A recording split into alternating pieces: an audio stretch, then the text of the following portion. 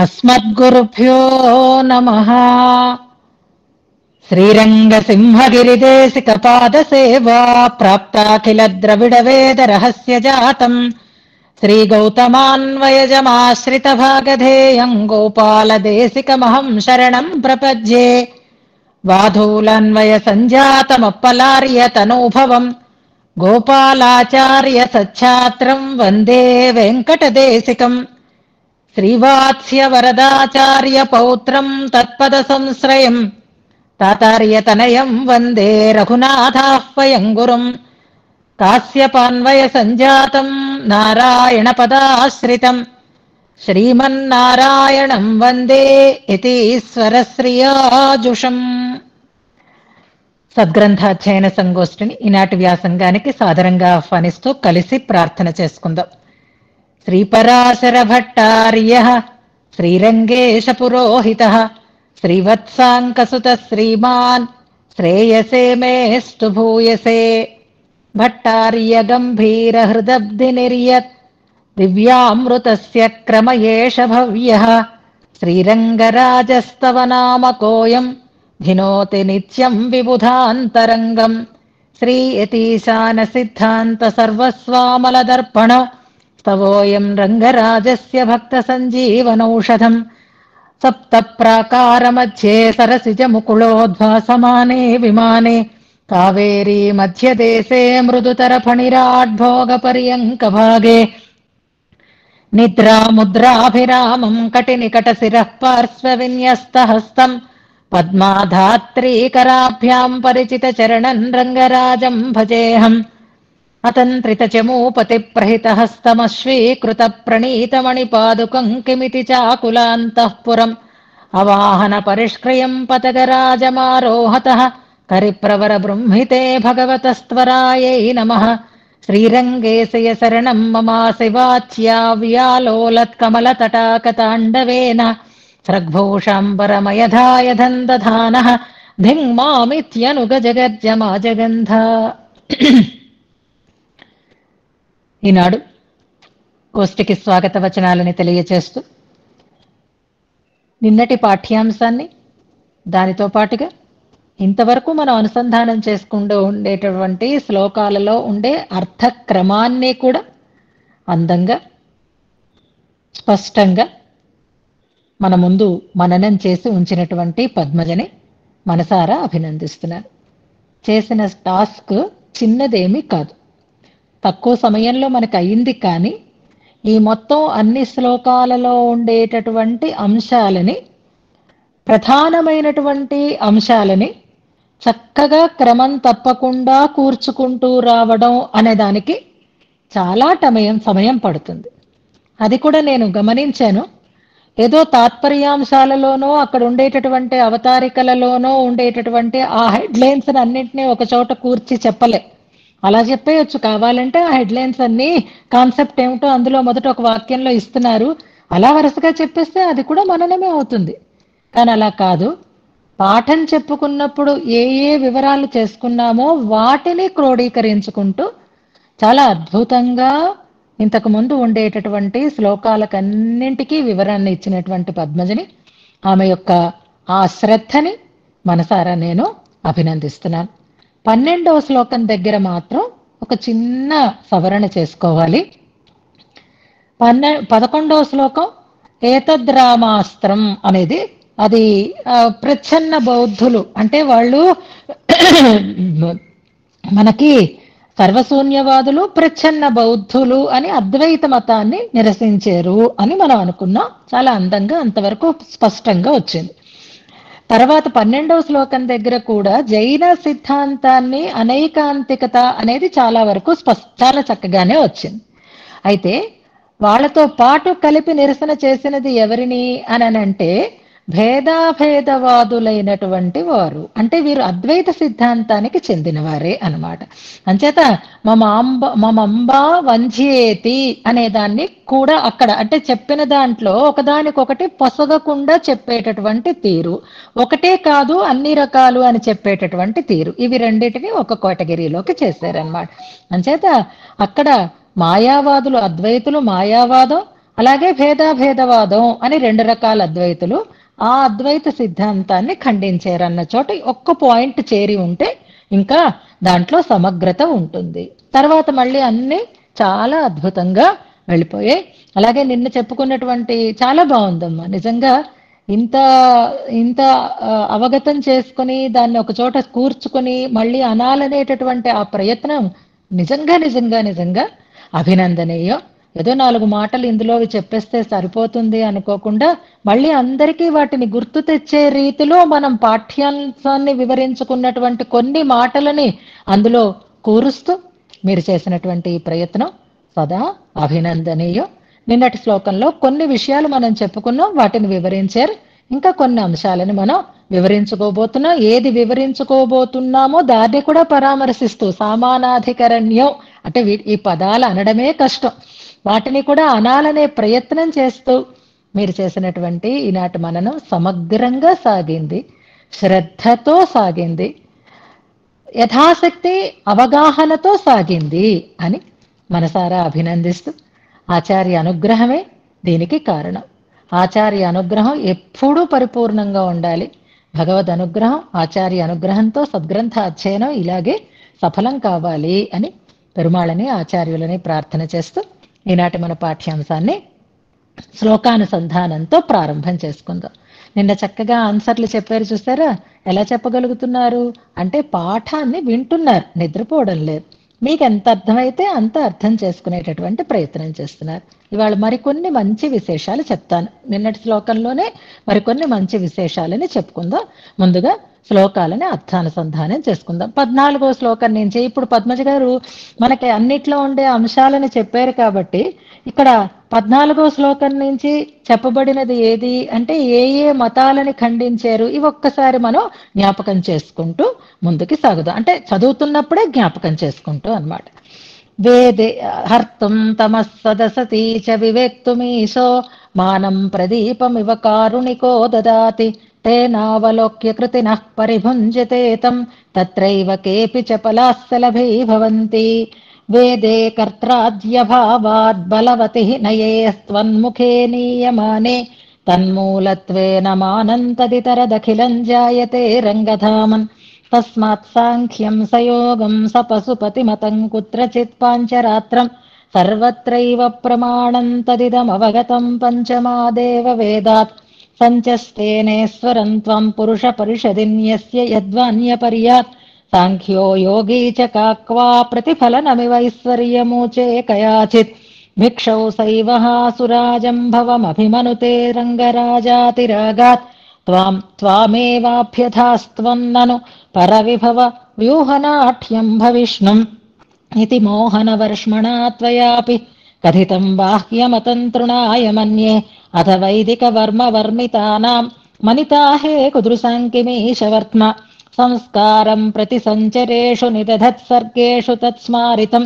రూపం నామ చ తత్తదర్హ నివహే వ్యాకృత్య రంగాస్పద సుప్తోద్బుద్ధ విరించ పూర్వజనతామధ్యాప్య తత్తద్ధితం శాసన్న స్మృత కర్తృకాన్వహసి యద్వేదాః ప్రమాణం తతః శిక్షాయాం వర్ణ శిక్షా పద సమధిగమో వ్యాక్రియా నిర్వచోభ్యాం ఛందశ్చందశ్చితౌ స్యాద్గమయతి సమయం జ్యోతిషం రంగనాథ కల్పేరుష్ఠానముక్తం హ్యుచితగమితయోర్న్యాయమీమాంసయో స్యాత్ అర్థవ్యక్తిః పురాణస్మృతిషు తదనుగా త్వాం విచిన్వంతి వేదాః ఆదౌ వేదాః ప్రమాణం స్మృతిరుపకురుతే సేతిహాసైః పురాణైః న్యాయైః సార్థం త్వదర్చా విధిముపరి పరీక్షీయతే పూర్వభాగః ఊర్ధ్వో భాగస్త్వదీహా గుణవిభవ పరిజ్ఞాపనైస్తత్పదాప్తౌ వేద్యో వేదైశ్చ సర్వైరహమితి భగవన్ స్వేన చ వ్యాచకర్థ క్రియా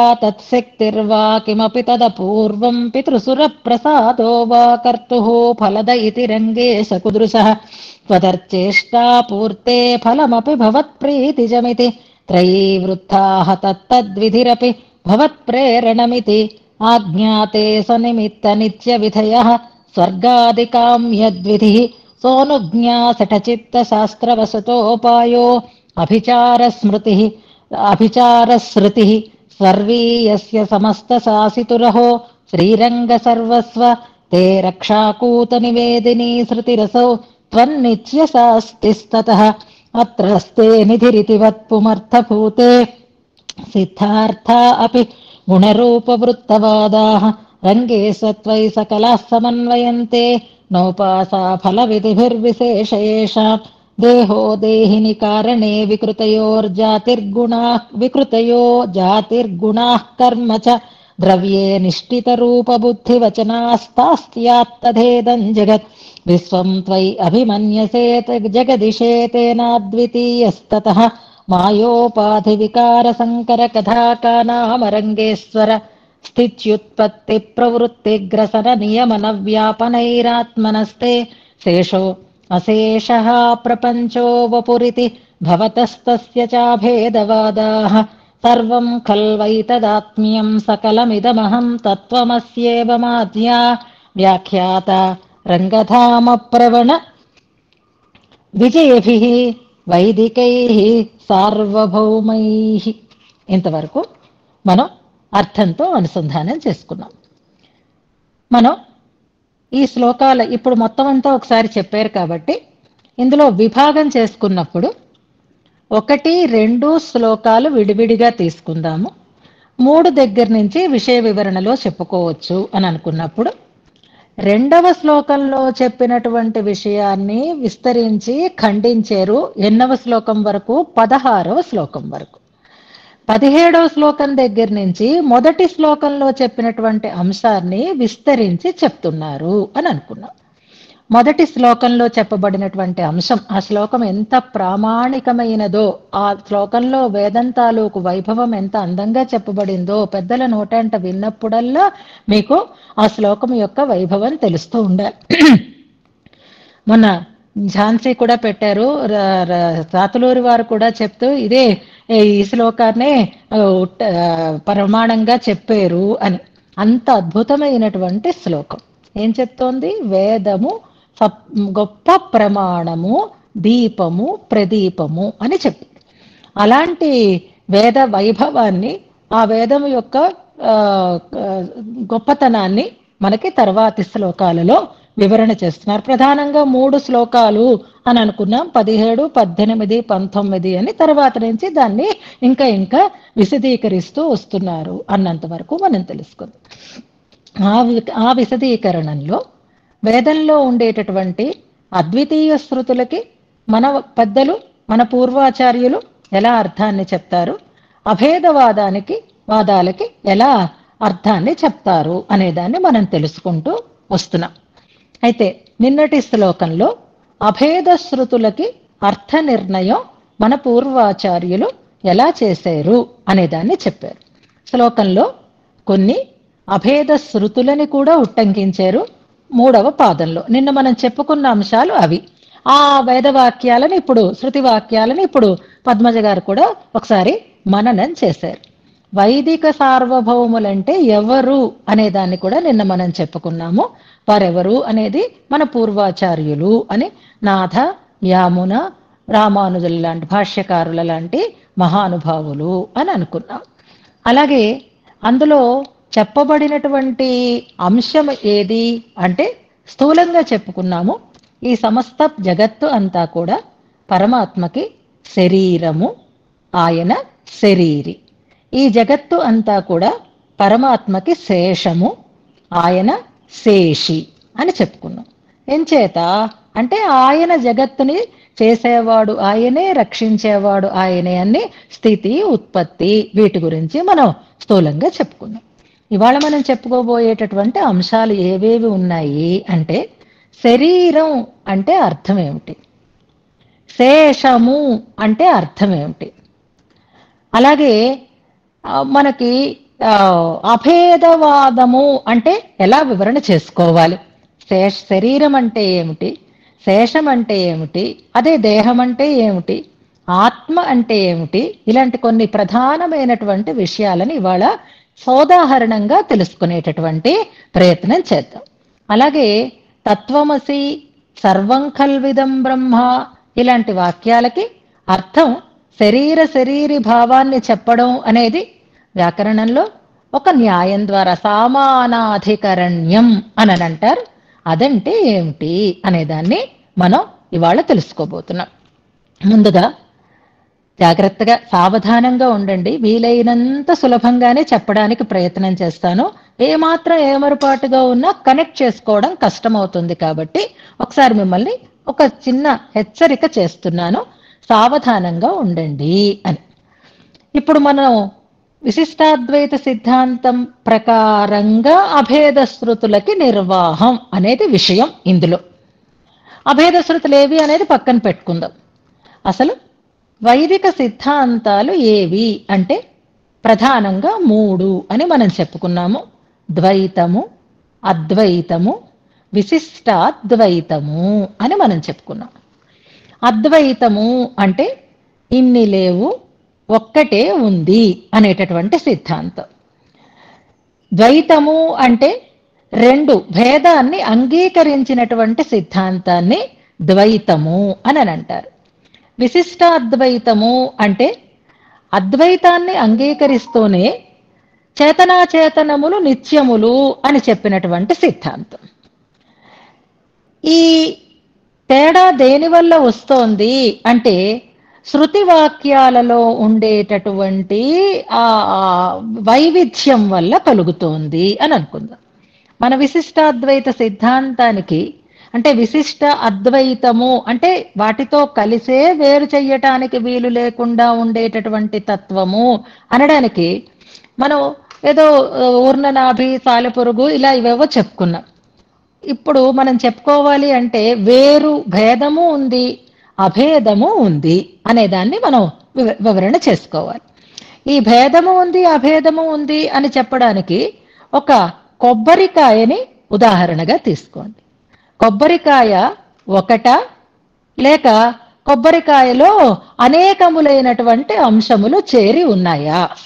అందులో కలిసి ఉన్నటువంటి వస్తుజాతమంతా ఒకే రకమైనటువంటి స్వభావ స్వరూపాలని కలిగి ఉంటుందా అంటే కొబ్బరికాయ ఒక్కటే, కానీ దానికి పైన ఉండేటటువంటి లేయర్ ఒకటి, తర్వాత పెంకు ఒకటి, తర్వాత గుజ్జు ఒకటి, ఇలా రకరకాలుగా ఎలా అయితే వేరువేరుగా ఉన్నా అదంతా కలిపి ఎలాగైతే ఒక్కటిగానే కనపడుతుందో అలాగే పరమాత్మకి విశిష్టమైనటువంటి అద్వైతాన్ని మన వారు చెప్తారు అన్నంత వరకు తీసుకుందాం. ఇదొక ఎగ్జాంపుల్ అన్నమాట. అంటే పైన ఉండేటటువంటి ఆ పీచుకుండే లక్షణాలు వేరుగా ఉంటాయి, పెంకుకుండేటటువంటి లక్షణాలు వేరుగా ఉంటాయి, గుజ్జుకుండేటటువంటి లక్షణాలు వేరుగా ఉంటాయి, నీటికుండేటటువంటి లక్షణాలు వేరుగా ఉంటాయి. కానీ ఇన్ని కలుపుతేనే కొబ్బరికాయ అనిపించబడుతోంది. కానీ ఒక పీచు కానీ, ఒక పెంకు కానీ, ఒక గుజ్జు కానీ, ఒక నీరు మాత్రమే కానీ కొబ్బరికాయ అని చెప్పబడడం లేదు కదా. అందుకని విశిష్టంగా అద్వైతంగా ఉండడం అనేది సాధ్యమే. 2 కాకుండా ఉండడము, అన్నింటితో కలిసి ఉండడము అనేది ఈ రకమైనటువంటి ఎగ్జాంపుల్ ద్వారా మనం తెలుసుకునేటటువంటి ప్రయత్నం చేద్దాం. నిజానికి ఏమిటి వేరు ఏమిటి వేరు కాదు అని అంటే అభేదం అనే మాటని తీసుకుందాం. మనం వేదంలో రకరకాలైనటువంటి శృతి వాక్యాలు ఉన్నాయి. పేజీ నెంబర్ 271 తీసుకోండి. ఆ 271లో వైదికై అనే పదం దగ్గర వివరణ ఇచ్చారు. కారణశ్రుతి, గుణశ్రుతి, నిర్గుణశ్రుతి, భేదశ్రుతి, అభేదశ్రుతి, ఘటకశ్రుతి, ఇన్ని రకాలైనటువంటి శృతులు ఉన్నాయి. అంటే భేదాన్ని చెప్పేటటువంటి శృతి వాక్యాలు కొన్ని, అభేదాన్ని చెప్పేటటువంటి శృతి వాక్యాలు కొన్ని, రెండింటినీ సమన్వయం చేయటానికి వీలైనటువంటి ఘటక శృతులు కొన్ని, పరబ్రహ్మకి గుణాలు లేవు అని చెప్పే శృతులు కొన్ని, గుణాలు ఉన్నాయి అని చెప్పేటటువంటి శృతులు కొన్ని, ఆయనే జగత్తుకి కారణము అని చెప్పే శృతులు కొన్ని, ఆయన ఒక్కడే ఉన్నాడు మరెవరూ లేరు అనేటటువంటి శృతులు కొన్ని. ఇన్ని రకాలైనటువంటి శృతులు మనకి ఇన్ని రకాలైనటువంటి వాక్యాలు మనకి అందులో కనిపిస్తున్నాయి. కనిపిస్తుంటే ఏమవుతుంది, ఎలా సమన్వయం చేసుకోవాలి, ఒకదానికి ఒకటి పొసగడం లేదే అనేటటువంటి ఒక కన్ఫ్యూజన్, కలత కలిగేటటువంటి అవకాశం ఉంటుంది. అప్పుడు వారి వారి శక్తికి అనుసరించి వారు ఎంత భాగం తమకి అనుకూలంగా ఉందో అంతవరకే తీసుకుంటారు, మిగిలినది పెద్దగా మనం పట్టించుకోక్కర్లేదు అంటారు. గమనించండి, దీపం ఉందనుకోండి, దీపంలో కొంత భాగం వెలుగుని ఇచ్చి కొంత భాగం చీకటిని ఇస్తుందా? ఇవ్వదు కదా. మానం ప్రదీపమివ అంటే దీపం అంతా ప్రకాశవంతమైనదే, అందులో కొంత భాగం అప్రధానము కొంత భాగం అప్రధానము అన్నట్లుగా ఉండే అవకాశం లేదు. మనం ఇంతవరకు చదువుకున్నటువంటి శ్లోకాలలో మీమాంసకులు కర్మకాండకే ప్రాధాన్యం ఇచ్చారు, కార్యపర వాక్యాలకే కానీ సిద్ధపర వాక్యాలకి కాదు అంటే ఇవన్నీ చెప్పుకుంటూ ఎందుకు వచ్చారంటే, మీమాంసకులు ఏమన్నారు అంటే కర్మకాండే ప్రధానం వేదంలో, దానికి అక్కర్లేదు పెద్ద బ్రహ్మకాండని పెద్దగా మనం పట్టించుకోక్కర్లేదు అని దీనికి ప్రాధాన్యం ఇచ్చారు, దానికి అప్రాధాన్యాన్ని ఇచ్చారు. కొన్ని వీటిలలో మొదటి నుంచి వెళ్ళక్కర్లేదండి, గుడికి సేవాకాలం అవుతూ ఉంటుంది, అంతసేపు ఎవడు కూర్చుంటాడు, ప్రసాదం వేళకి వెళదాంలేండి అని అనుకున్న వాళ్ళు కొందరు.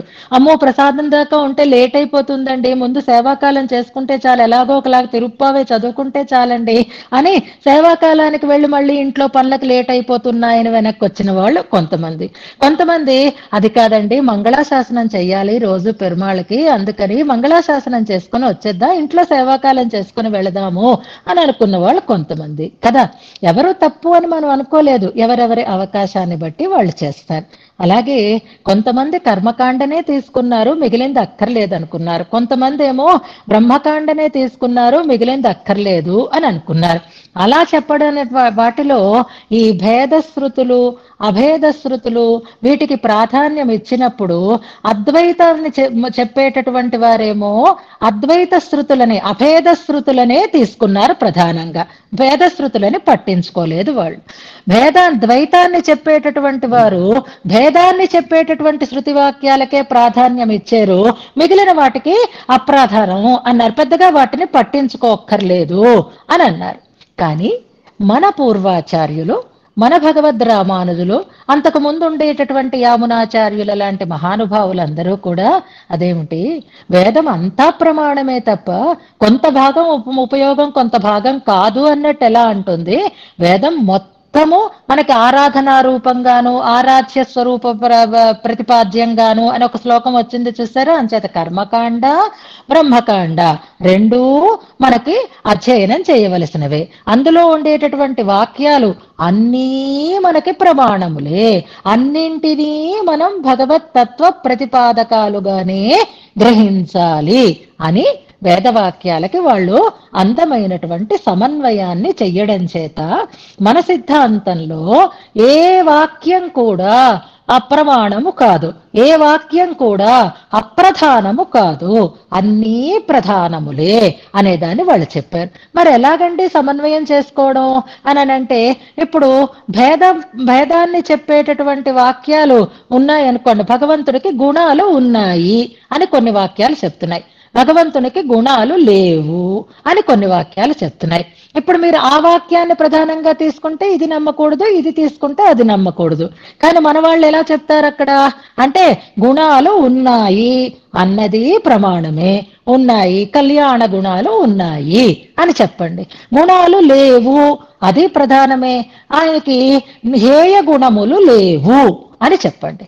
భగవంతుడికి రూపం ఉంది అని చెప్పే వాక్యాలు ఉన్నాయి, భగవంతుడికి రూపం లేదు అని చెప్పేటటువంటి వాక్యాలు ఉన్నాయి. మరి ఎలా చెప్తాను దీనికి అంటే, అవును ఆయనకి రూపం ఉంది, దివ్యమంగళ విగ్రహం ఉంది అని చెప్పండి.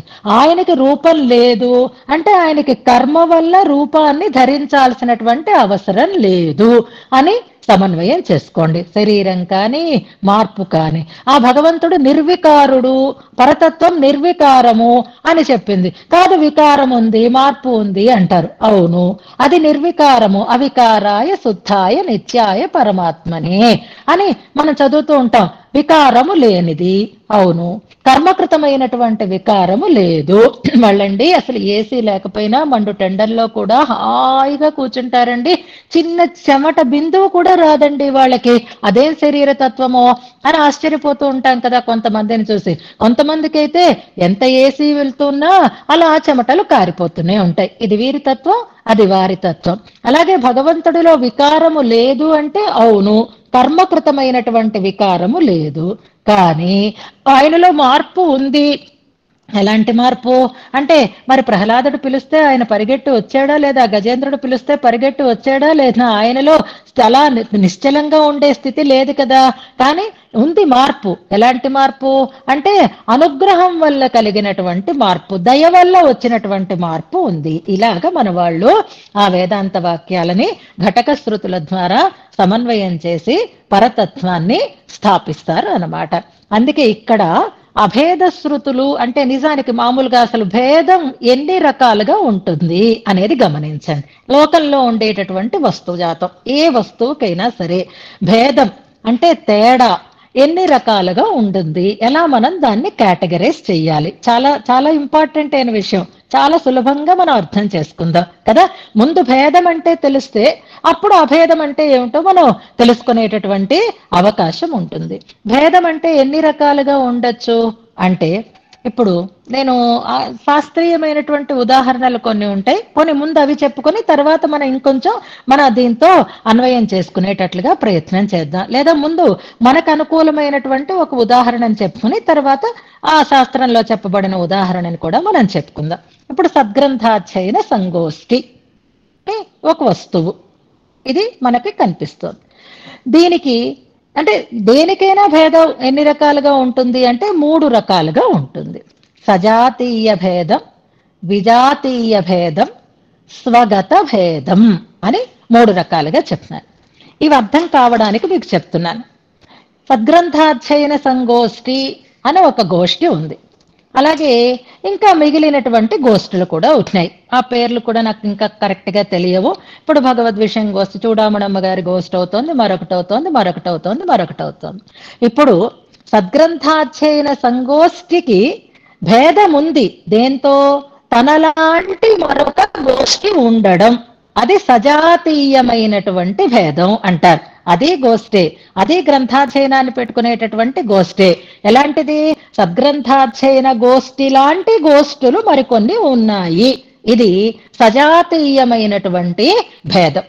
ఇక విజాతీయమైనటువంటి భేదం అంటే అసలు చదువు ఈ వ్యాసంగం కాకుండా కిట్టి పార్టీలు అని ఒకటి ఉంది. అవి కూడా ఒక గ్రూపే. ఇదేమవుతుంది? ఈ సద్గ్రంథాధ్యయన సంగోష్ఠి కంటే విజాతీయమైనది, వేరైనది. కిట్టి పార్టీ గ్రూప్ అనుకోండి, అది విజాతీయం. ఆచార్య పరంపర లాంటి గ్రూప్ అనుకోండి, అది సజాతీయమైనటువంటి భేదం. భేదమే. సద్గ్రంథాధ్యయన సంగోష్ఠి ఆచార్య పరంపర ఒకటి కాదు, కానీ సజాతీయమైనటువంటి భేదం అది. ఈ గోష్ఠి ఆ గోష్ఠి ఒక్కలాంటివి అన్నట్లుగా అన్నమాట. విజాతీయమైనది ఏది అంటే కిట్టి పార్టీలు సద్గ్రంథాధ్యయన సంగోష్ఠి ఒకటి కాదు. అది దాని ఇది పద్ధతే వేరు, దీని పద్ధతే వేరు అని అర్థం అన్నమాట. ఇప్పుడు సద్గ్రంథాధ్యయన సంగోష్ఠి అంతా ఒకటేనా అంటే దీనికి స్వగత భేదం అని అంటారు. స్వగత భేదం అంటే ఎలాగా అంటే, ఇందులో జానకమ్మ గారు ఉన్నారు, పద్మజ గారు ఉన్నారు, అనిత గారు ఉన్నారు, ఝాన్సీ గారు ఉన్నారు, ఇంతమంది ఇందులో ఉండుట అనేది ఒక భేదం అయితే, అందులో 4 ఏళ్ల నుంచి ఉన్నవాళ్ళు ఉన్నారు, 3 ఏళ్ల నుంచి ఉన్నవాళ్ళు ఉన్నారు, 2 ఏళ్ల నుంచి ఉన్నవాళ్ళు ఉన్నారు, ఇది ఒక భేదం. అందులో మననం రెగ్యులర్ గా చేసేవాళ్ళు ఉన్నారు, మననం అప్పుడప్పుడు చేసేవాళ్ళు ఉన్నారు. ఇలా స్వగతంగానే అంటే ఈ గోష్ఠిలోనే రకరకాలైనటువంటి తేడాలు ఉన్నాయి కదా. అంచేత భేదం ఎప్పుడు ఎలా ఉంటుంది?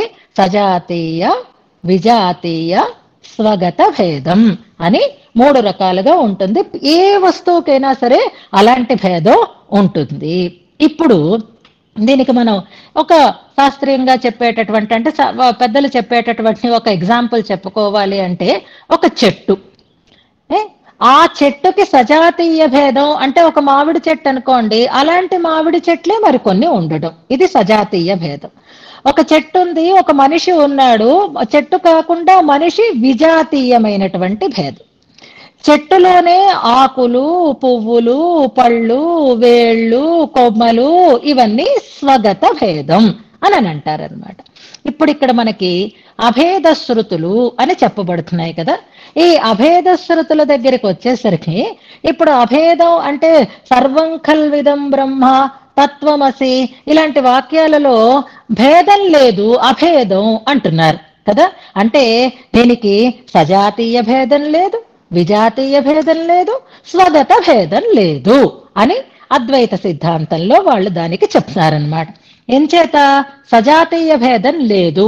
ఎందుకని అంటే బ్రహ్మ లాంటి వస్తువు మరొకటి లేదు. మామిడి చెట్టు లాంటి చెట్టు ఇంకొకటి ఉండొచ్చు, సద్గ్రంథాధ్యయన సంగోష్ఠి లాంటి గోష్ఠి ఇంకొకటి ఉండొచ్చు, కానీ పరబ్రహ్మ లాంటి తత్వం మరొకటి లేనే లేదు. కాబట్టి దానికి సజాతీయ భేదం లేదు.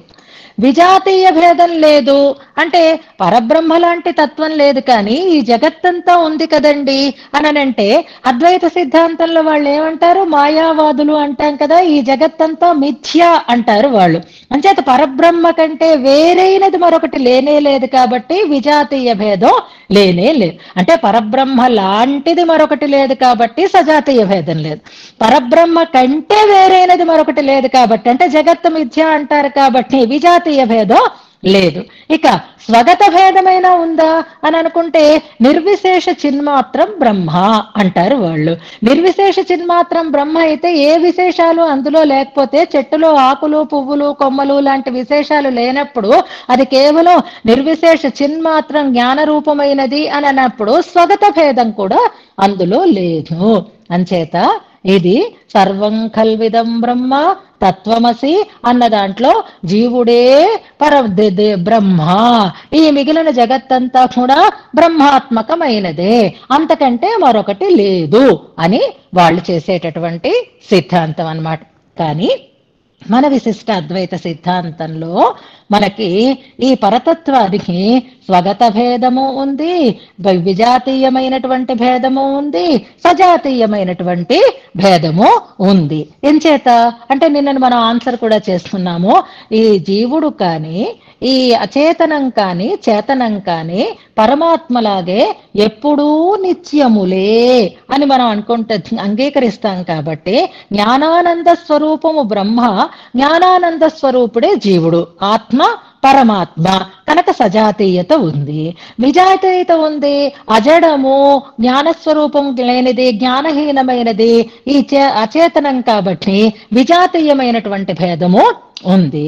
అలా కాకుండా బ్రహ్మ స్వరూప రూప గుణ విభూతులతని కోడి ఉన్నాడు కాబట్టి స్వగతమైనటువంటి భేదం కూడా దానికి ఉంది అని మన వాళ్ళు చెప్తారు. అది ఎలాగా అంటే ఇదిగో ఆ భేదం ఎలా కనిపిస్తుంది, ఇందాక టెంకాయ చెప్పుకున్నాం కదా, కొబ్బరికాయ చెప్పుకున్నాం కదా, అందులో ఉన్నటువన్నీ కలిపి ఏకమే, కానీ వాటితో కలిసినటువంటి వస్తువు మాత్రము ఒకటే అంటారు. అందులో ఉన్నటువంటి తత్వాలు వేరువేరుగా ఉన్నాయి, కానీ ఆ వాటితో కూడి ఉన్నటువంటి తత్వమే ఈ తత్వము అని మనకి చెప్తూ ఉంటారు. అందుకని ఈ భేదం అభేదం అభేద శృతులు అంటే జీవుడు దేవుడు ఒకటే అని చెప్పడం కాదు, జీవుడు జీవునితో చిత్తుతో అచిత్తుతో కూడి ఉన్నటువంటి తత్వము పరతత్వము అని మన విశిష్టాద్వైత సిద్ధాంతంలో చేసినటువంటి ఒక నిర్ణయం అన్నమాట. అభేదం అంటే ఏమిటి అర్థం అంటే పూర్తిగా భేదం మేము కూడా అంగీకరించాం.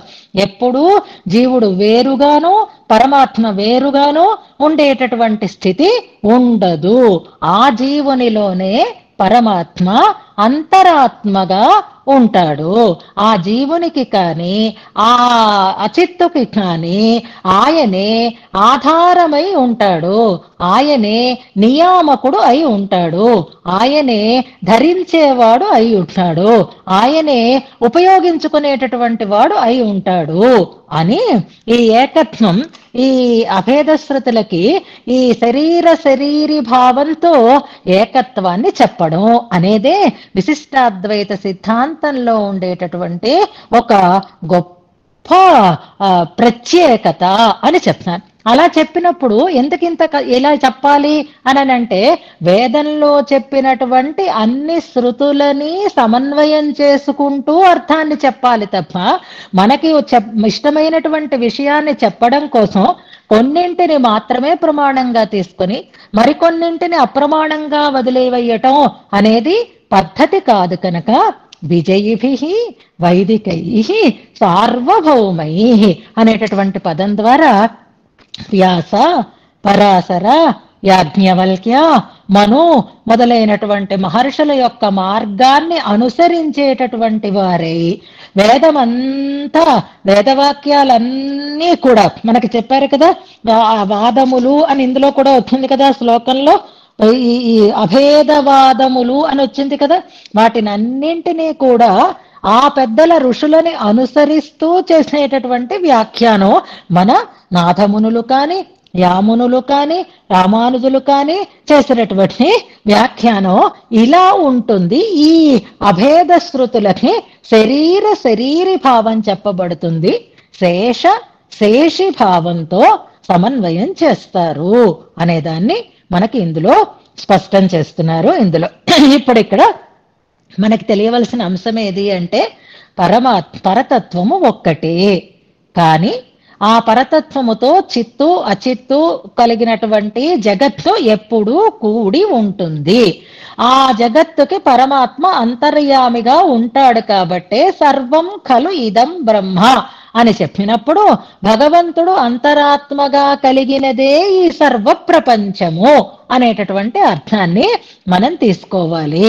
ఎలాగా అంటే దేహోదేహిని అని చెప్పినట్లుగా నేను మనుషుణ్ణి, నేను ఆనందంగా ఉన్నాను ఇలా అనుకుంటున్నప్పుడు ఆ నేను అనేది లోపల ఉండేటటువంటి ఆత్మకి ఎలా వాచకం అవుతుందో భగవంతుడు దాకా ఆ పదం చేరుతుంది. కాబట్టి భగవంతుడు అంతరాత్మగా లేకుండా ఉండేటటువంటి వస్తుజాతం అనేది ఏదీ లేదు కనుక అందుకే ఇక్కడ ఒక బృహదారణ్యకంలో ఉండేటటువంటి ఒక శృతి వాక్యాన్ని మనకిస్తారు. యస్య పృథివీ శరీరం యస్య ఆత్మా శరీరం అంటూ అది అన్నింటిలోనూ ఆయనే ఉంటాడు అనేదానికి తెలుపు. నిన్న మనం తిరువాయుమొழிలో ఇందాక ఒక పాసురం చదివారు మనకి.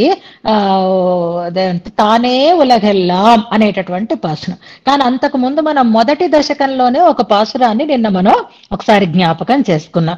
ఏదది అంటే మొదటి 4, 5, 6 పాసురాలలో స్థితి ప్రవృత్తి ఇవన్నీ కూడా ఆయన చేతిలో ఉన్నాయి అని చెప్తూ ఆయనే ఈ వీటన్నింటికి అంతరాత్మగా ఉన్నాడు అనేటటువంటి విషయాన్ని చెప్పారు అని అంటూ అక్కడ శరీరి భావాన్ని మనకి చెప్పారు.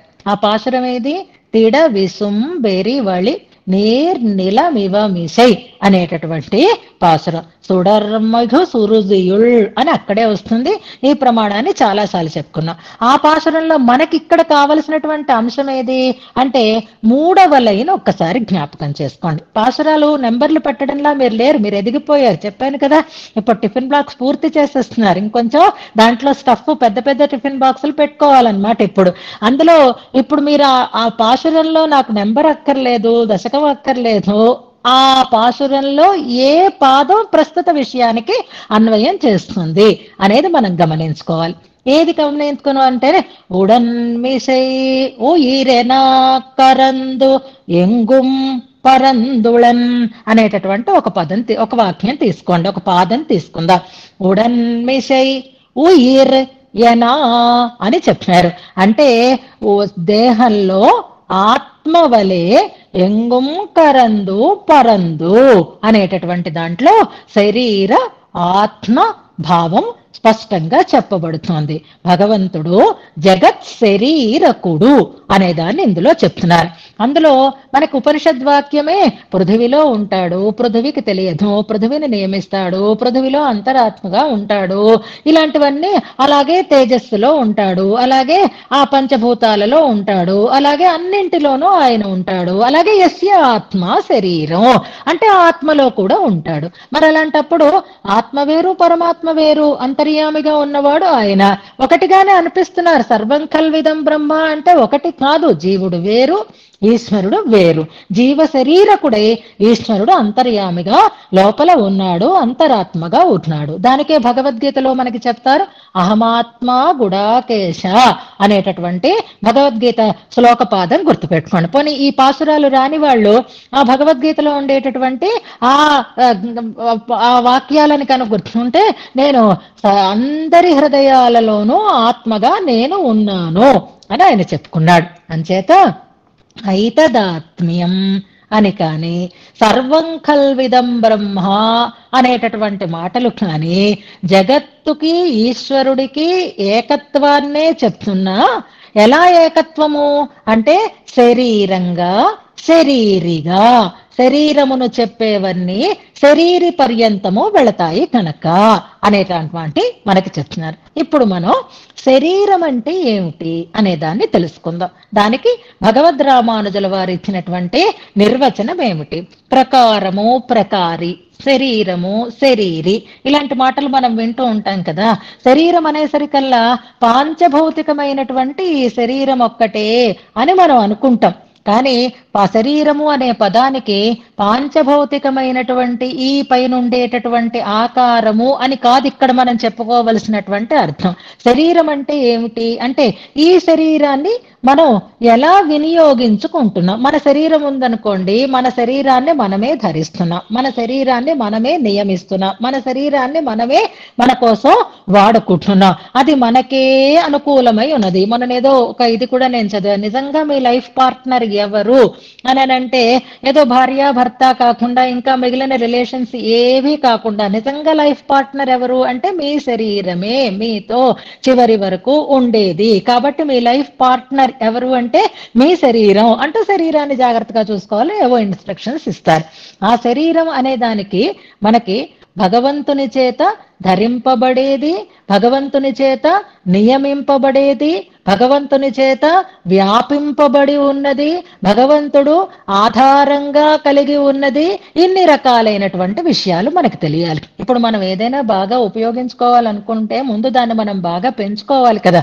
ఓ మామిడి మొక్కని మనమే నాటాలి, ఆ నాటిన దాన్ని మనమే సంరక్షించాలి, ఆ సంరక్షించిన దాన్ని ఎదిగేటట్లుగా చేసుకోవాలి, ఎదిగిన తర్వాత దాంట్లో పూలు పళ్ళు ఇవన్నీ వచ్చేటట్లుగా చేసుకోవాలి, ఏమీ చెదలు పట్టకుండా కాపాడుకోవాలి, ఏ రకమైనటువంటి క్రిమికీటకాలు దాన్ని నాశనం చేయకుండా సంరక్షణ చేసుకోవాలి. అప్పుడు ఆ మామిడి పండ్లని మనమే తినాలి. అంటే నాటుకునే వాళ్ళము మనమే, సంరక్షించుకునే వాళ్ళము మనమే, జాగ్రత్తగా చూసుకునే వాళ్ళము మనమే, దాంట్లో వల్ల అనుభవాన్ని పొందేటటువంటి వాళ్ళము మనమే.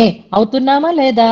అలాగే భగవంతుడు కూడా స్థితి, ఉత్పత్తి అని ప్రారంభం చేయడం, ఈ కర్మలన్నింటినీ ఎందుకు చెప్తున్నారు, ఈ వ్యాపారాలన్నింటినీ ఎందుకు చెప్తున్నారు అంటే ఈ సర్వ ప్రపంచము ఆయనకి శేషము కనుక అని మనకి నిన్న చెప్పుకున్నటువంటి విష్ణు సహస్రనామాలలో భూతాత్మ, భూత భావన అని 2 నామాలు ఉన్నాయి.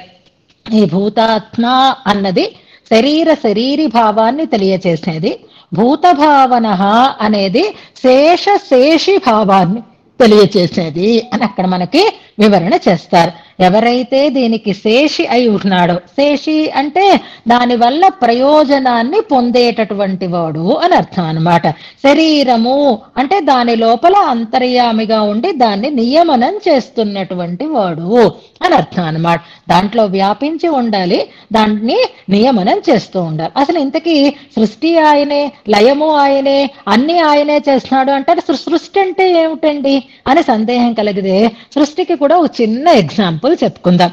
సృష్టించడం అంటే లేని దాన్ని తీసుకొని వస్తున్నాడు అని అనుకోకండి. ఉన్నదాన్నే మనకి ఇది ఇది ఇది ఇది అని తెలిసేటట్లుగా చేస్తున్నాడు. సృష్టించడం అంటే ఏమిటి అంటే అంతఃప్రవేశం చేసి నామరూపాలని చెయ్యడం అని అర్థం అన్నమాట. సృష్టికి ముందు కారణ దశలో మనం ఎలా ఉంటామో అంటే సముద్రంలో నదులన్నీ చేరిపోతే ఈ నది నీరు ఇది, ఈ నది నీరు ఇది, ఈ నది నీరు ఇది అని తెలియకుండా ఉండేటటువంటి స్థితి ఏదైతే ఉంటుందో, అన్నీ కలిపి ఒక్కటే అన్నట్లుగా ఉండేటటువంటి స్థితి ఏదైతే ఉంటుందో అది కారణ రూపమైనటువంటి స్థితి అన్నమాట. ఆ స్థితిలో చిదచిత్తులు స్వామితో అలాగా కలిసిపోయి ఉంటాయి. ఇప్పుడు భగవంతుడికి దయ కలిగింది, ప్రేమ కలిగింది. అయ్యో ఇలా ఊరు పేరు లేకుండా ఉన్నాయే, వీటికి ఊరు పేరు పెడదాము అని అనుకుని ఆయన అనేన జీవేన ఆత్మన అనుప్రవిశ్య నామరూపే వ్యాకరవాణి అంటూ నామరూపాలని ఆయన చెయ్యడమే సృష్టి.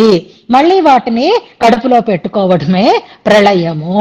సృష్టి చేసినప్పుడు వాటిని కాపాడడం అనేది ఆయన చేసినటువంటి రక్షణ అనేటటువంటి క్రియలు ఇవన్నీ. అందుకని ఆ రక్షణలో ఆయన వాటిలో అంతర్యామిగా ఎప్పుడూ అనుప్రవేశం చేసే ఉంటాడు. ఆయన లేని వస్తుజాతం అంటూ ఏదీ లేదు. ఇక్కడ జగత్తు అంటే కేవలం అచేతనమైనటువంటి ప్రపంచమనే అనుకోకండి. చిత్తు అచిత్తుతో కూడినటువంటి ఈ సమస్త జగత్తు అని అనుకోవాలన్నమాట. ఇదంతా ఆయనకి శరీరంగా ఉంది అంటే మన శరీరంలాగా పాంచభౌతికంగా ఉందా అని అంటే భగవద్ రామానుజులు శరీరం అనేటటువంటి దానికి ఇచ్చినటువంటి ఒక నిర్వచనాన్ని ఇవాళ మనం అనుసంధానం చేసుకుందాం. యస్య చేతనస్య యద్ద్రవ్యం సర్వాత్మన స్వార్థే నియంతుం ధారయితుం చ శక్యం తత్శేషతైక స్వరూపం తత్తస్య శరీరం. ఇది శరీరానికి భగవద్ రామానుజులు చేసినటువంటి ఒక అద్భుతమైనటువంటి నిర్వచనం అన్నమాట. కూర్చో అన్నా అనుకో, నీ శరీరం కూర్చుంటోందా ఇంకొకళ్ళ శరీరం కూర్చుంటోందా? నిలబడు అన్నావు అనుకో, నీకు నియమనంలో ఉన్నది నీ శరీరం అవుతోందా ఇంకొకటి శరీరం అవుతోందా? అంటే యస్య చేతనస్య, ఎవరికైతే యద్ద్రవ్యం, ఏ వస్తువు అయితే సర్వాత్మనా అన్ని విధాలుగా కూడా స్వార్థే తన కోసం నియంతో నియమించటానికి ధారయతుం ధరించటానికి శక్యమవుతోందో తత్ శేషతైక స్వరూపం ఆయనకే ఉపయోగపడేది అవుతుందో తత్ తస్య శరీరం, అది ఆయనకి శరీరము అని చెప్పబడుతుందన్నమాట. మన శరీరానికి నియామకులం ఎవరు? మనమే. మన శరీరాన్ని ధరిస్తున్నది ఎవరు? మనమే. మన శరీరం ఉపయోగపడేది ఎవరికి?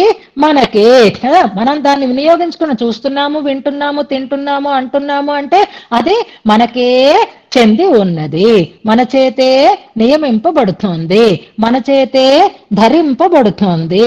అందుకని సర్వాత్మన స్వార్థే అంటారు. అలాగే ఈ సకల చరాచర రూపమైనటువంటి ఈ ప్రపంచమంతా కూడా ఎవరి చేత నియమింపబడుతోందో, ఎవరి చేత ధరింపబడుతోందో, ఎవరి చేత శాసింపబడుతోందో, ఎవరైతే అందులో వ్యాపించి ఉన్నాడో, ఎవరికి ఇది చెందినది అయి ఉన్నదో అది ఆయనకి శరీరము అని చెప్పబడుతుంది అన్నమాట. అందుకే ఇన్ని రకాలైనటువంటి ధర్మాలని అందులో మనకి చెప్తూ ప్రధాన ధర్మం ఏది అంటే శరీరి భావము అంటున్నారు. అంచేత మనం ఆయనకే చెందిన వాళ్ళము, ఆయనకే వినియోగింపబడే వాళ్ళము, ఆయన చేతే నియమింపబడే వాళ్ళము. ఇప్పుడు భగవంతుడు అన్నింటిలోనూ వ్యాపించి ఉన్నాడు అని అన్నాం అనుకోండి, ఆకాశం కూడా అంతటా వ్యాపించి ఉంది కదండి ఆకాశంలాగా అని ఆకాశం పరమాత్మ ఒకటే అన్నమాట అని అనుకుంటున్నాం. అంటే కాదు. ఎంచేత ఆకాశం బయటే వ్యాపించి ఉంది, పరమాత్మ లోపల వ్యాపించి ఉన్నాడు. ఆకాశం జ్ఞానం కలిగినది కాదు, పరబ్రహ్మ జ్ఞానం కలిగినటువంటి వాడు. ఆకాశము నియమనం చేయగలిగేటటువంటి శక్తి కలిగినది కాదు, పరమాత్మ నియమనం చేయగలుగుతున్నాడు అంటూ ఆకాశం కంటే ఈయనకుండేటటువంటి విలక్షణత్వాలని శాసించేవాడు మాత్రమే కాదు, వ్యాపించి ఉన్నవాడు కూడా ఆయన. స్వస్వామి సంబంధం అని అంటే అది మామూలుగా మనకి ఆస్తులు ఉన్నాయి, బోల్డ్ అన్ని ఇళ్ళు ఉన్నాయి, మనకి పిల్లలు ఉన్నారు, మనవలు ఉన్నారు, లేదా బంధువులు ఉంటున్నారు, ఒక ఆయనకి భార్య లేదా భార్యకి భర్త, వీళ్ళందరూ ఉంటున్నారు. దీంట్లో నేను నాది అనేటటువంటి భావన ఉంటుంది. అలాగే పరమాత్మకి కూడా స్వామి సొత్తు అనేటటువంటి భావనతో ఏకంగా ఉంటారా అంటే అయి ఉండవచ్చు. కానీ మామూలుగా యజమానికి గృహారామ క్షేత్రాదులన్నీ కూడా ఆయన కంటే వేరుగా ఉంటాయి, ఆయనతో కలిసి ఉంటున్నవి కాదు. కానీ ఈ చిదచిత్ జగత్తంతా కూడా పరమాత్మతో ఏకంగా ఉంటుంది, ఒక శరీరంలాగే కలిసి ఉంటుంది అని ఈ జగత్తుకి పరమాత్మకి శరీరీ భావాన్ని చెప్పి అద్వైతాన్ని మనం చెప్పాలి అని అక్కడ స్పష్టం చేస్తారు. అలాగే శేషత్వం అననంటే పరార్థైక వేషత్వం శేషత్వం అని అంటారు. అంటే మామూలుగా మనకి ఒక యజమాని ఉన్నాడు, ఒక సేవకుడు ఉన్నాడు. సేవకుడు యజమాని వల్ల లాభాన్ని పొందుతున్నాడా, యజమానికి సేవకుడు సకల విధాలా సేవ చేస్తూ ఆయన కోసమే అయి ఉన్నాడా? అంటే ఇదివరకటి పనివాళ్ళు ఇప్పటి పనివాళ్ళు రెండింటిని మనం పెట్టుకుంటే సరిపోతుంది. నిజానికి భృత్యుడు రాజుగారికి ఆనందం కలిగించడమే తన యొక్క ప్రయోజనము అన్నట్లుగా ఉంటేనే అది దాసత్వం అవుతుంది, అది శేషత్వం అవుతుంది. అలా కాకుండా నా జీతం నాకు వస్తే చాలు, ఆయన ఏమైపోతే నాకేమిటి అని అనుకున్నవాడు నిజానికి అది దాసత్వము కాదు, అది శేషత్వము కాదు. అందుకే దానికి ఒక చక్కటి నిర్వచనాన్ని మన పెద్దలు చేసి ఉన్నారు.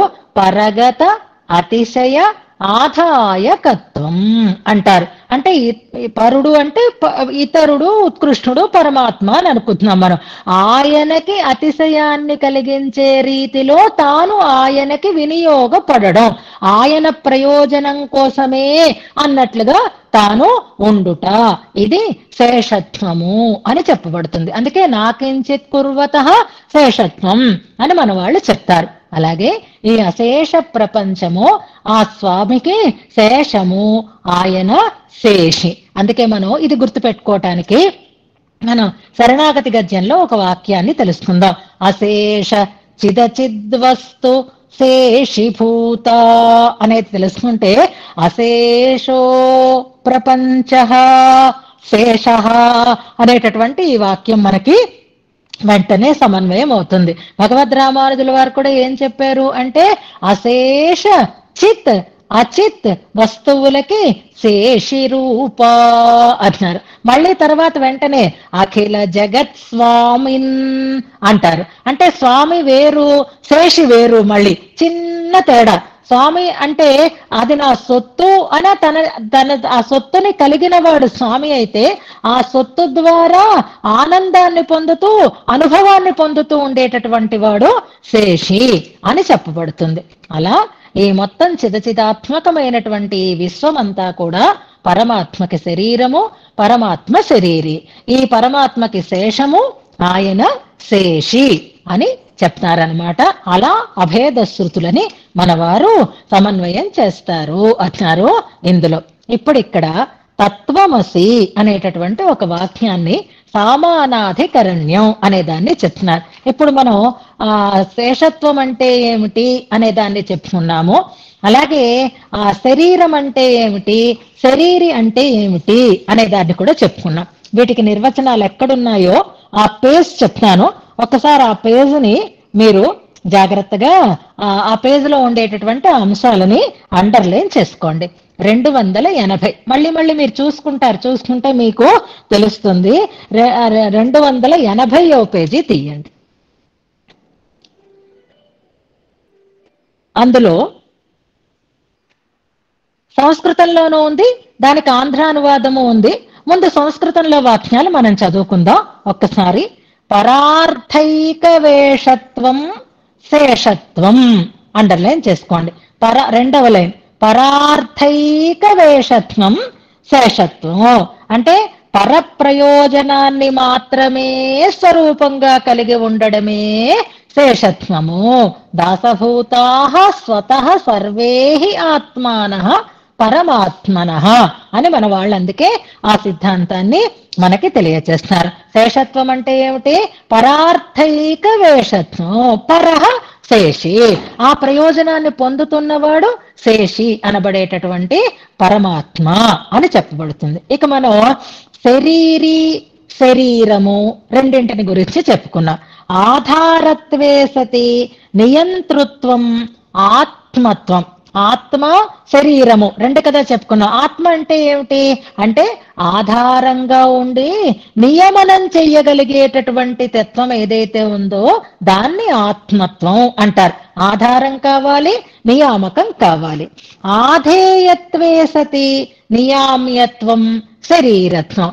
ఆధేయంగా ఉండాలి, నియమింపబడేది కావాలి, అది శరీరం ఉంటుంది. ఇప్పుడు మన కళ్ళు చూడు అని లోపల నుంచి ఒక ఆదేశం వస్తే చూస్తాయి తప్ప, లేకపోతే వాటంతట అవి ఆ పని చెయ్యవు కదా. అంచేత శరీరం అంటే ఆధేయమయ్యేది, నియమింపబడేది. ఆత్మ అంటే ఆధారంగా ఉండేది, నియామనం చేసేది అని వాటి లక్షణాలను మనకి ఇచ్చారు. అక్కడే మనకి కిందని తెలుగులో కూడా ఇస్తారు. మళ్ళీ ఒకసారి మననం చేసుకున్నప్పుడు దాన్ని మీరు అర్థం చేసుకోండి. అంచేత ఇప్పుడు ఈ సకల జగత్తు అంతా కూడా ఏమై ఉంది అంటే భగవంతుడికి శరీర రూపంగా ఉంది. ఇప్పుడు వేదవాక్యాల దగ్గరికి వచ్చాం.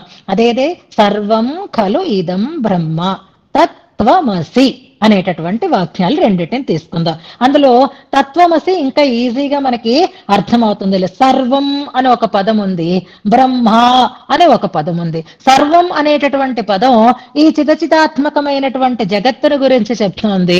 బ్రహ్మ అనేది పరతత్వమైనటువంటి బ్రహ్మతత్వాన్ని గురించి చెప్తోంది. ఇవి రెండు పదాలు కదా. సర్వం అనే పదానికి ఒక అర్థము, బ్రహ్మ అనేటటువంటి పదానికి ఒక అర్థము. ఈ రెండు పదాలు విడివిడిగా వేరు వేరు అర్థాలని తెలియచేసేవి అవుతున్నాయి. కానీ సర్వం కల్విదం బ్రహ్మ అన్నప్పుడు మనకి మొత్తం పరబ్రహ్మ తత్వమునందు అది ఇమిడి ఉంటుంది. అంటే బ్రహ్మస్వరూపాన్ని చెప్పేటటువంటి పదము, సర్వము అని సర్వత్వాన్ని చెప్పేటటువంటి పదము, రెండూ కూడా ఈ ఆత్మ పరమాత్మ అంతరాత్మగా కలిగినటువంటి ఈ ప్రపంచాన్ని చూపిస్తోందనమాట. అలాగే తత్వమసి శ్వేతకేతో అని తండ్రి ఆయన నువ్వు శ్వేతకేతు అదే నువ్వు అని చెప్పాడు. తత్ అంటే అది అని అర్థం, త్వం అంటే నువ్వు అని అర్థం అన్నమాట. తండ్రి కొడుక్కి చెప్తున్నటువంటి మాట. ఒకసారి కాదు, పదే పదే చెప్తాడు. 8 సార్లు 9 సార్లు ఈ మాట చెప్తారు. ఇది పట్టుకునే అద్వైతవాదంలో జీవబ్రహ్మలకి ఐక్యాన్ని చెప్తారు. తత్వమసి అది నువ్వే, అది నువ్వే, అది నువ్వే అంటే తత్ అనేటటువంటి పదం బ్రహ్మని చెప్తోంది. త్వం అనేటటువంటి పదం శ్వేతకేతువుని చెప్తోంది. తత్ త్వమసి ఆ బ్రహ్మే నువ్వు అని చెప్తున్నారు. కాబట్టి జీవ బ్రహ్మలకి ఐక్యము అని వాళ్ళు అద్వైత సిద్ధాంతానికి బలాన్ని ఇచ్చేటటువంటి వాక్యము ఇది. శృతి వాక్యము తత్వమసి లాంటిది. అలాగే జగత్తు కూడా పరమాత్మే అని చెప్పడం కోసం సర్వం కల్విదం బ్రహ్మ అని చెప్తున్నారు. కానీ బ్రహ్మ జీవుడు దేవుడు ఒకటే అయి ఉన్నాడు అనుకోండి, అది విరుద్ధవాదం కింద వస్తుంది అంటారు. చీకటే సూర్యుడు అంటారా ఎవరైనా? అగ్నే నీరు అంటారా ఎవరైనా? అంటే అర్థమవుతుందా? అసలు అది అనుభవ సిద్ధమా? ప్రత్యక్షంలో ఎవరికైనా అలాంటి ఒక ప్రతీతి కలుగుతుందా? అగ్నితత్వం వేరు, జలతత్వం వేరు. చీకటి లక్షణం వేరు, సూర్యుడి లక్షణం వేరు. చీకటే వెలుగు అంటే ఎలా కుదురుతుంది? అలాగే అగ్నే నీరు అంటే ఎలా కుదురుతుంది? అలాగే పరమాత్మే జీవుడు, జీవుడే దేవుడు అనడం కూడా అలాగే కుదరదు. ఎందుకు కుదరదు అంటే జీవ లక్షణం వేరు, బ్రహ్మ లక్షణం వేరు. పరబ్రహ్మ నిత్య జ్ఞానము, నిత్య నియామ్యుడు, స్వతంత్రుడు.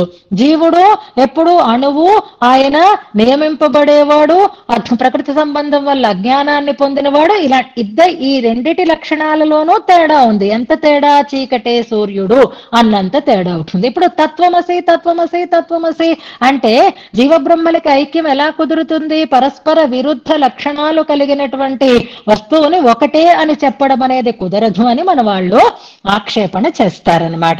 మరి ఎలా చెప్పుకోవాలి అనంటే ఆ తత్ అని చెప్పబడిన వస్తువు, త్వం అని చెప్పబడినటువంటి వస్తువు ఒకే లక్షణములు కలిగినది కావాలి అంటారు. ఇది సమానాధికరణ్యం అని చెప్తున్నారనమాట. ఇప్పుడు దీనికి ఎగ్జాంపుల్ ఒకటి చెప్పుకోవాలి. టైం అయిపోతుంది కానీ ఈ మోడ్ లో చెప్పేసుకుందాం. ఒక 5 నిమిషాల్లో దీన్ని మనం పూర్తి చేసేసుకుందాం. ఈ తత్వమసి వాక్యంలో ఈ తత్ అనే పదం అంతకు ముందు చెప్పినటువంటి విషయాలన్నింటినీ పరామర్శిస్తూ వస్తుందన్నమాట. ఇప్పుడు ఇక్కడ మీకు చెప్పాలి అంటే నా వల్ల కొంత బాధింపబడి ఉన్నవాళ్ళు కాబట్టి స్వాతి కానీ లేకపోతే గీత కానీ లేకపోతే సుమ కానీ మొన్న సభలో అయినప్పుడు వాళ్ళు ఏవో కొన్ని పళ్ళాలు సర్దడం, అవి సంభావనలకు కావలసినవన్నీ సర్దడం, పద్మజ గారు కూడా ఏదో రకరకాలైన ఈ సంభావన కవర్ల గురించి ఇన్స్ట్రక్షన్స్ ఇస్తే ఇప్పుడు నేను కొన్ని ఇన్స్ట్రక్షన్స్ ఇచ్చాను వాళ్ళకి. ఇచ్చిన తర్వాత నేను చెప్పినప్పుడు ఇది మీరు అందించాలి అని చెప్పాను నేను. అప్పుడు అక్కడ నేను ఫలాని వాళ్ళకి ఫలానిది, ఫలాని వాళ్ళకి ఫలానిది, ఫలాని వాళ్ళకి ఫలానిది అని చెప్పాను. చెప్పినప్పుడు ఈ ఎర్ర సాలువ పెట్టి, ఈ పెద్ద కవరు పెట్టి, ఈ పళ్ళు పెట్టి, ఈ పంచ పెట్టి, ఈ అంచు పంచ పెట్టి ఉన్న పళ్ళెం తీసుకురావాలి అని ముందు ఇన్స్ట్రక్షన్స్ ఇచ్చేసాను. అలా చెప్పేసిన తర్వాత ఆ పళ్ళెం పట్టరండి అని అన్నాను అనుకోండి. ఇప్పుడు మీరు ఏ పళ్ళెం పట్టుకురావాలి అంటే అంతకు ముందు ఆ పళ్ళెంలో ఉండవలసినటువంటి ప్రత్యేకతలు అన్నీ కలిగి ఉన్న పళ్ళాన్ని తెస్తేనే మీరు సరిగ్గా దాన్ని తెచ్చినట్టుగా లెక్క. అమ్మగారు పళ్ళెం తెమ్మన్నారు కదా, ఏమైంది ఖాళీ పళ్ళెం పట్టుకెళ్ళాం అని అన్నారనుకోండి. అప్పుడు తత్ అని నేను చెప్పినటువంటి ఆ మాటకి ఉండవలసినటువంటి లక్షణాలన్నీ అందులో ఉన్నాయా, సవిశేషంగా ఉందా లేదా అనేది చూసుకోవాలి. అందుకే పాప ఎన్నోసార్లు కన్ఫ్యూజన్స్, ఎన్నోసార్లు చివాట్లు, ఎన్నోసార్లు ఇది కాదు అది అనడం, మళ్ళీ జాగ్రత్తగా చెయ్యాలి అని ప్రయత్నం, ఇవన్నీ జరిగాయి. ఇది ఒక ఎగ్జాంపుల్, అంటే అర్థం చేసుకోవడం కోసం చెప్తున్నాను. ఇప్పుడు తత్ అన్న మాట అంతకు ముందు చెప్పినటువంటి అంశాలని గురించి పరామర్శించేటటువంటి మాట అవుతుంది. ఆ పళ్ళెం పట్ర అన్నప్పుడు పళ్ళెమైతే చాలదు, అంతకు ముందు ఏ ఏ అంశాలని గురించి అనుకుంటున్నామో అవన్నీ కలిగినటువంటి వస్తువు అయి ఉండాలి. ఈ తత్ అనే మాట అంతకు ముందు తండ్రి కొడుకుకి చేసినటువంటి ఉపదేశంలో కారణతత్వాన్ని చెప్తోందనమాట. సదేవ సౌమ్య ఇదమగ్ర ఆసీత్ అనేటటువంటి రీతిలో జగత్కారణ తత్వమైనటువంటి పరబ్రహ్మని గురించినటువంటి విషయాన్నంతటినీ అక్కడ వివరించేసి తత్ అది అన్నారు. అంటే ఇప్పుడు జగత్కారణభూతుడు, జగత్ సృష్టి స్థితి హేతువు, చిదచిదాత్మకము అయినటువంటి ఆ తత్ అంటే కారణ తత్వము అని అర్థం అన్నమాట. అంతే తప్ప అది అన్న ఒక్క మాట కాదు, అది అన్న మాటనే తీసుకొని చెప్పకూడదు. తత్ అంటే ఆ కారణము, కారణతత్వం ఏమవుతుంది, త్వం అసి నువ్వు అవుతున్నావు అంటున్నారు. ఇక్కడ నువ్వు అని ఎవరిని గురించి చెప్తున్నారు అని అంటే శ్వేతకేతువుని గురించి చెప్తున్నారు అని అంటారు వాళ్ళు. కాదు, శ్వేతకేతువులో అంతరాత్మగా ఉండేటటువంటి కార్యరూపమైనటువంటి భగవతత్వాన్ని గురించి చెప్తోంది అని చెప్పుకోవాలన్నమాట. ఇంతకు ముందు అన్నీ చెప్పి నువ్వు ఇలా చేసావా అని అన్నారనుకోండి. నువ్వు ఇలా చేసావా అంటే నువ్వు అనడంలో అదేంటి ఎన్నిసార్లు పాసురం చదివావు, ఎన్నిసార్లు మననం చేసావు, ఎంత చక్కగా ఎప్పుడు చెప్పావు, అలాంటి నువ్వా ఇలా చెప్పావు తప్పు అన్నట్టు కదా అర్థం. నువ్వు ఇలా చేసావు అన్నప్పుడు ఆ నువ్వు ఒక్క నువ్వులో ఉండి ఆగిపోదు, ఆ నువ్వుకుండేటటువంటి ఇంకో కొన్ని లక్షణాలు కూడా అందులో ఉంటాయా ఉండవా, ఉంటాయి కదా. అలాగే త్వం అని శ్వేతకేతువుని చెప్తున్నప్పుడు త్వం అంటే శ్వేతకేతువు అని కాదు, ఓ శ్వేతకేతు నీ రూపంలో అంతరాత్మగా ఉండేటటువంటి పరబ్రహ్మ, కారణ రూపంగా ఉండేటటువంటి పరబ్రహ్మ ఇద్దరు ఒకటే అని చెప్పడం అన్నమాట. నువ్వు బ్రహ్మ ఒకటే అని చెప్పడం కాదు, నీలో ఉన్న బ్రహ్మ కార్యరూపంలో ఉన్నవాడు, అక్కడ ఉన్నది కారణ రూపంలో ఉండేటటువంటి తత్వం. ఆ కారణము ఈ కార్యము ఒకటే సుమా అంటున్నారు. అప్పుడు పరమాత్మకి అది ఈ రెండూ పరమాత్మ వాచకములే అవుతున్నాయి కాబట్టి అది పరమాత్మ యందే పర్యవసిస్తుంది అని అంటారు. నీలోత్పలం అని చెప్పినప్పుడు నీలం అంటే ఒక అర్థం ఇచ్చేటటువంటి పదం, ఉత్పలం అంటే ఒక అర్థాన్ని ఇచ్చేటటువంటి పదం. విడివిడిగా రెండు పదాలు వేరు వేరు అర్థాలని ఇస్తాయి. కానీ నీలోత్పలం అని చెప్పామనుకోండి అది ఒక వస్తువుని తెలియచేస్తుంది. ఏమిటా వస్తువు, నల్ల కలువ అని. అలాగే తత్ అనేటటువంటి పదం, త్వం అనేటటువంటి పదం, ఈ సమానాధికరణ్యంతో సర్వం అనే పదం, అలాగే బ్రహ్మ అనేటటువంటి పదం, కారణ రూపమైనటువంటి పరబ్రహ్మ, కార్యరూపమైనటువంటి పరబ్రహ్మ ఇద్దరు ఒకటే అని చెప్పడము అని చెప్తారు తప్ప జీవుడు బ్రహ్మ ఒకటే అని స్వరూపైక్యాన్ని చెప్పడం కాదు. మరైతే కారణానికి ఏ మార్పులు ఉండవు, కార్యానికైతే అన్ని రకాలైనటువంటి మార్పులు ఉంటాయి కదా. మరి మారే వస్తువైతే నిత్యం అని చెప్పడానికి అవదు, పరబ్రహ్మతత్వం నిత్యం కాదా అనే సందేహం వస్తే అవును మారే తత్వమే, అందుకే శరీరి భావాన్ని చెప్తారన్నమాట. ఇప్పుడు మనకి బాల్యం ఉంది, యవ్వనం ఉంది, అలాగే వృద్ధాప్యం ఉంది. ఇవన్నీ దేనికి మార్పులు? చిన్నప్పుడు చిన్న శరీరం ఉంది, బుజ్జి బుజ్జి చేతులు, బుజ్జి బుజ్జి కాళ్ళు, బుజ్జి బుజ్జి ఆ శరీరము ఉంది. తర్వాత తర్వాత తర్వాత తర్వాత ఆ శరీరం పెరిగింది. ఇప్పుడు బాబు ఎంతలా అయిపోయావు, చిన్నప్పుడైతే ఎత్తుకొని తిరిగావు, ఇప్పుడు కూడా నన్ను ఎత్తుకో అంటే ఎత్తుకోగలమా? పెద్ద అయిన తర్వాత ఎత్తుకోలేం. ఇప్పుడు ఈ చిన్నగా ఉన్నది, ఆ పెద్దగా ఉన్నది ఏమిటి చెప్పండి? అంటే శరీరమా, లేకపోతే శరీరంలో ఉండేటటువంటి ఆత్మ? ఆత్మకి బాల్యం వచ్చిందా, లేక శరీరానికి బాల్యం వచ్చిందా? ఆత్మకి యవ్వనం వచ్చిందా, శరీరానికి యవ్వనం వచ్చిందా? అంటే శరీరానికే మార్పులు వస్తున్నాయి తప్ప ఆత్మకి మార్పులు రావటం లేదు.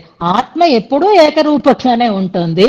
శరీరము ఒకప్పుడు సూక్ష్మంగా, ఒకప్పుడు స్థూలంగా రకరకాలైనటువంటి మార్పులని చెందుతోంది. అంటే శరీరానికి చెందినటువంటి మార్పులు శరీరికి ఎలా చెందవో అలాగే చిదచిత్తులకి ఉండేటటువంటి వికారములు పరమాత్మలో ఉండవు. ఆ పరమాత్మ ఎప్పుడూ కూడా ఏకరూపంలోనే ఉంటుంది. కానీ కారణము కార్యము రెండు ఒకటే అన్నట్లుగా నిన్న మనం అందరికీ శ్రీహరే అంతరాత్మ అని చెప్పుకున్నప్పుడు ఎండ ఒకటే.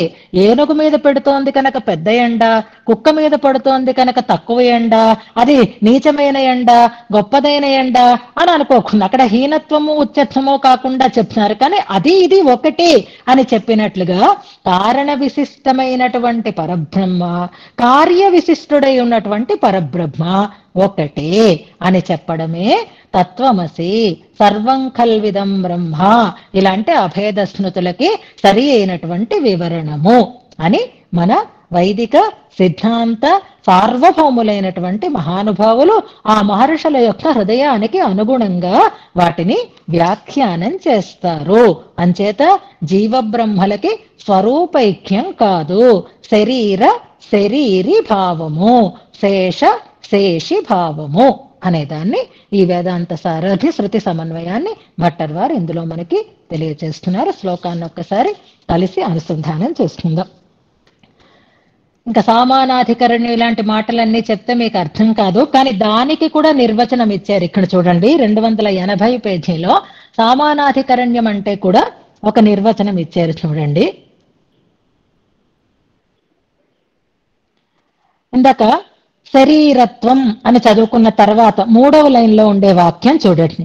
భిన్న ప్రవృత్తి నిమిత్తానాం శబ్దానాం అంటే వేరు వేరు అర్థాలని ఇచ్చేటటువంటి శబ్దములకు ఏకస్మిన్ అర్థే వృత్తి, ఒకే విషయమునందు ప్రవర్తించుట, ఒకే వస్తువుని తెలియచేసేటట్లుగా ఆ శబ్ద వృత్తి ప్రవర్తించటం అనేది ఏదైతే ఉందో దాన్ని సామానాధికరణ్యం అని అంటారు. ఇక్కడ భిన్న వస్తువులు జగత్తు బ్రహ్మ ఈ రెండింటినీ కలిపి చెప్తున్నదే సామానాధికరణ్యం. తత్ త్వం ఇవి భిన్న వస్తువులు, ఏకస్మిన్ వృత్తి ఆ విశేషణాలని పురస్కరించుకొని అవి ఒకదాన్నే చెప్తున్నాయి అని చెప్తారనమాట. అలాగే ఇక్కడ కూడా నీలోత్పలం దానికి ఉదాహరణ. నీలం అంటే అర్థం వేరు, ఉత్పలం అంటే అర్థం వేరు అయినా నీలోత్పలం అనేది ఆ విశేషణ విశిష్టమైనటువంటి వస్తువు.